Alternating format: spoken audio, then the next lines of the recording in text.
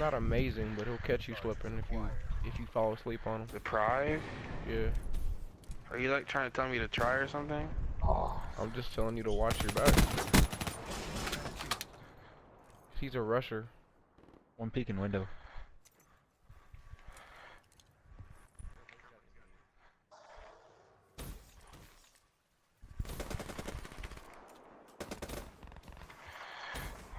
Camping bitch with the RK5.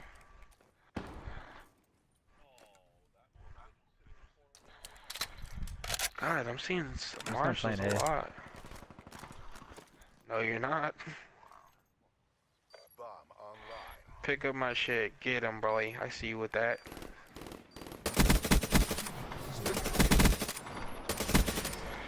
Ooh, is he doing him like that?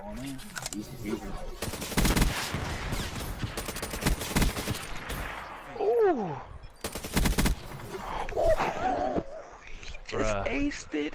He just aced it.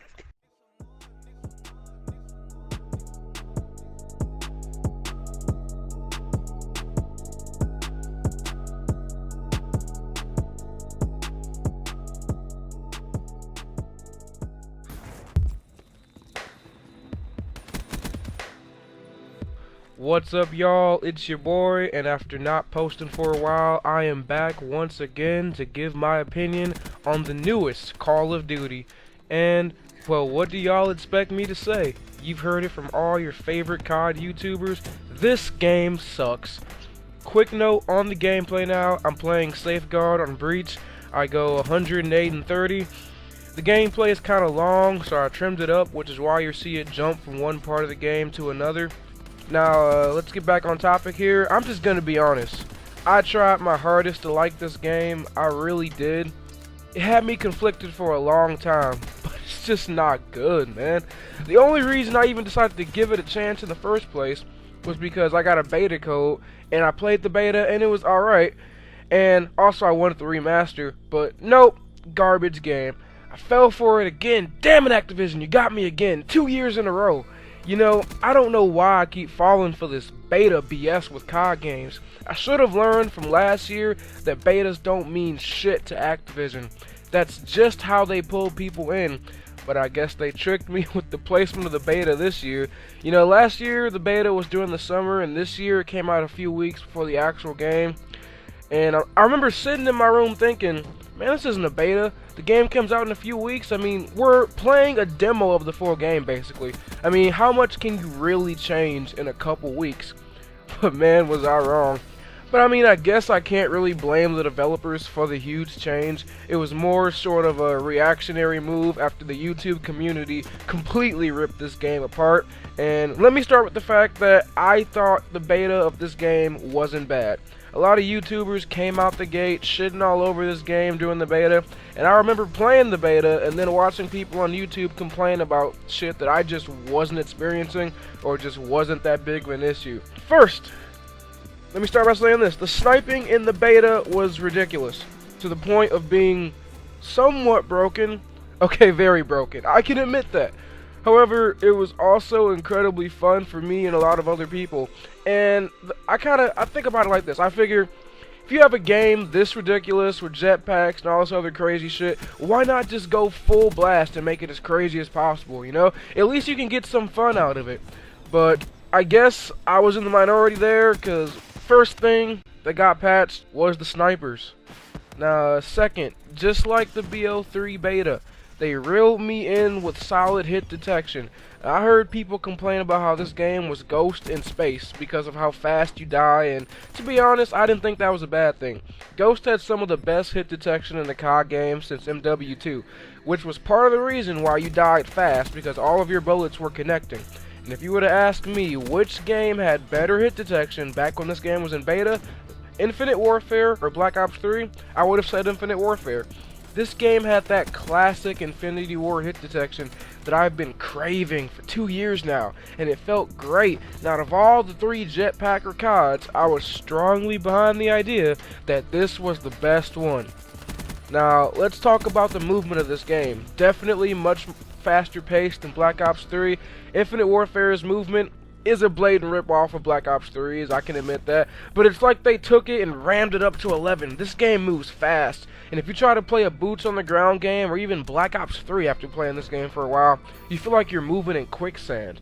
I watched videos where some YouTubers disagree, and they talked about how they feel the movement is more clunky and less fluid than Black Ops 3, and man, I don't know if they're playing the same game I am, but the faster paced movement is noticed almost immediately when playing this game. I understand people's disdain for this game. As I said at the beginning of this video, I don't like the game myself.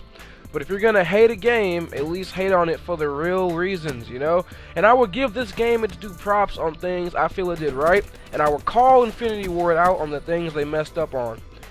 Now, as for the maps, in Respawn, I'm just gonna say it, it's bad. Spawns are terrible, map flow is simply non-existent. While this game took a lot from Black Ops 3, this is one of the things it seems like they unfortunately took from Advanced Warfare. Too many times I spawn only to die immediately, and I cannot count the amount of times I've been shot in the back because spawns are awful. If you want to play Respawn, stick to objective game modes. Domination, hardpoint, uplink, and even these modes have questionable spawns at best. But enough about all that, it's time for my baby, the mode for which I personally heavily judge every COD off of. Search and Destroy. Infinity Ward has learned nothing. It's the same issues year after year, and actually, it's gotten worse. They put so little effort into map design for S&D that bomb sites had to be moved numerous times due to illogical placements. Hell, some of them are still in ludicrous spots. Precinct originally had a bomb site in the spawn of the team on defense. In the spawn! So you were basically forced to go to one bomb site. Let's talk about Tracker. It's back, except this year, it not only lets you see the other team's footsteps, but now it also counters dead silence. They literally took one of the most hated perks from Black Ops 3, gave us the finger, and said, fuck it, let's make it more broken. Without Tracker, dead silence is very strong in this game, but with it, forget it. Let's talk about Party Chat. Still allowed in Search, and I guess it's a good thing because game chat is garbage. It's the worst it's ever been. It cuts out frequently with long spans of 5 to 10 seconds, sometimes of not being able to hear anyone in the lobby if everyone's talking. A non-existent clan system, although I guess I was expecting too much, considering the game didn't even have leaderboards or a combat record until recently, and we still don't have a custom emblem maker. Just like Black Ops 3, we're forced to look at the stupid "coming soon" as a clear indicator of this game being rushed out the door to make Activision its supply drop money, because that's the only money Activision is making on this game, and I will admit, the system is pretty well done in this game, but I'm going to come back to that. Matchmaking is trash. Once again, just like Black Ops 3, you better stick to running parties of 3 or less, 4 at the most, because you will get used to sitting in lobbies for what it feels like forever trying to find a match. Well, that's if you can even play the game, as the servers have gone down numerous times for hours, sometimes a full day. The game is also buggy as all hell. Party system is a joke. I have to reset my app numerous times to play with friends, and there's no way to close your party, which was a feature that was in the beta, and for some reason it was removed. The game reeks of laziness. Maps had numerous glitches, and some to the extent of having to be removed from active playlists to be fixed. The rig system is hilariously half-assed.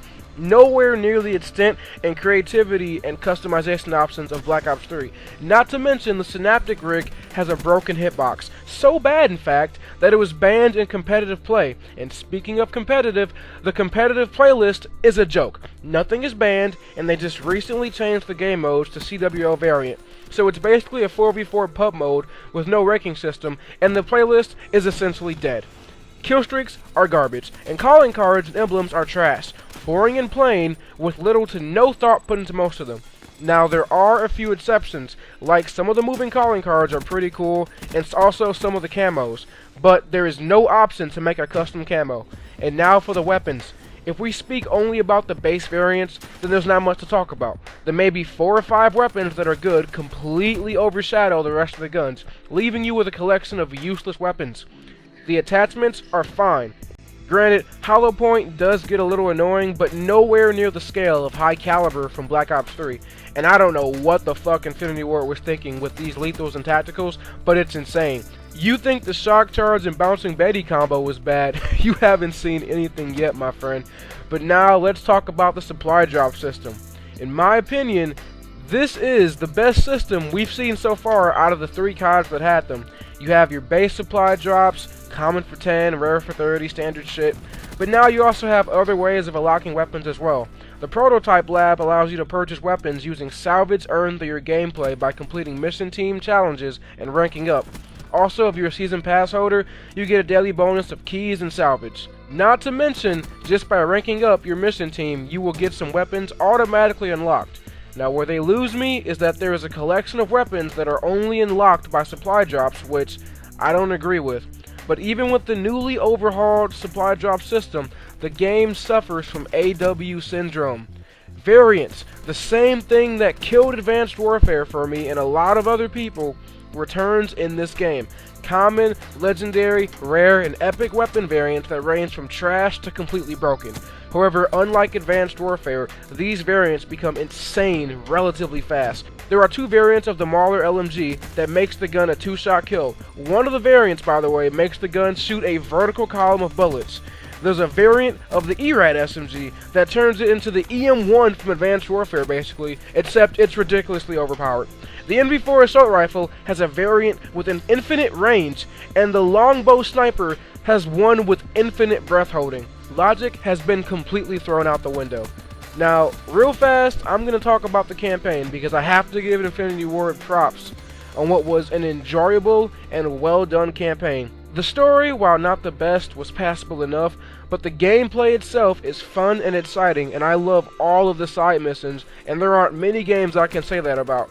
Every time I got in my Jackal, which is like a mix of a spaceship and a jet, and left the space carrier your jet is stored in, I felt like a badass. Jackal missions are some of the most fun.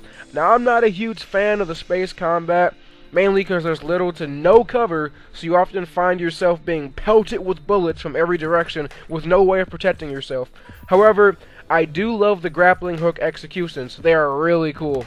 So, in regard to the campaign, excellent job by Infinity Ward, but it's just not enough to save this game. Overall, Infinite Warfare just feels like a worse Black Ops 3 and a slightly better Advanced Warfare. The game suffers from numerous bugs, terrible servers, lack of creativity, and laziness with unbalanced variants to top it all off. I actually re-downloaded Black Ops 3, and you're probably thinking, but wait, what about Modern Warfare Remastered? That's gonna be a whole other separate video, because I have a lot to say about that. But until next time, thank y'all for watching, and have a good one.